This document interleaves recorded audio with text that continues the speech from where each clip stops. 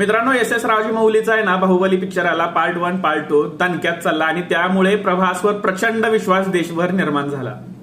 पण प्रभासचा राधेश्याम, त्यानंतर आदिपुरुष आणि सायफाय पिक्चर VFX वर बनलेले जे पिक्चर आहेत त्याच्यामध्ये ब्रह्मास्त्र जेव्हा पाहिला त्यावेळेला अपेक्षाभंग एवढा मोठा झाला ना की काय सांगू.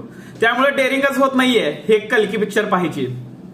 आता वेगवेगळ्या चॅनलचे रिव्ह्यूज बघतोय खरं, त्याच्यामधून मिक्स रिएक्शन आहेत. अध्यात्म सुद्धा घेतलेला आहे आणि सायन्स पण घेतलेला आहे.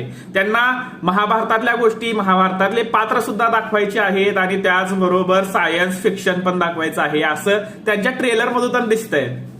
पण पिक्चर पाहण्यासारखं आहे का नाही हे तिथं गेल्याशिवाय नाही कळणार आणि लोकांचे रिव्ह्यू ऐकून, युट्यूबवरचे रिव्ह्यू बघून पिक्चर समजत नाही. पण पाहावा लागेल. पण डेअरिंग होत नाहीये, अपेक्षा भंग होईल यामुळे हिंमत होत